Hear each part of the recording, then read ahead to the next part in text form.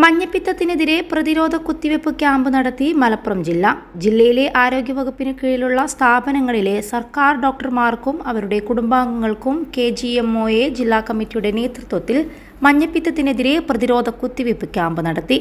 Association north zone vice president doctor M Muraleedharan camp ഉദ്ഘാടനം ചെയ്തു. ജില്ലാ പ്രസിഡന്റ് ഡോക്ടർ PM ജലാൽ അധ്യക്ഷത വഹിച്ചു.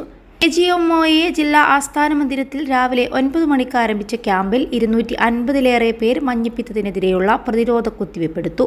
ജില്ലയിൽ മഞ്ഞപ്പിത്ത രോഗം പടരുന്ന സാഹചര്യത്തിലാണ് ക്യാമ്പ് സംഘടിപ്പിച്ചത്. ക്യാമ്പിന് ജില്ലാ secretary doctor KM Janif, doctor Fuhad Koysan, doctor CP Saheer, doctor Deepak Vyas എന്നിവർ നേതൃത്വം നൽകി. മഞ്ഞപ്പിത്തത്തിനെതിരെ സംസ്ഥാനത്ത് ആദ്യമായാണ് ഇത്തരമൊരു ക്യാമ്പ് സംഘടിപ്പിച്ചത്. പാർശ്വഫലങ്ങൾ തീരെയില്ലാത്തതും സുരക്ഷിതവുമായ ലൈവ് വാക്സിനാണ് ക്യാമ്പിൽ നൽകിയത്.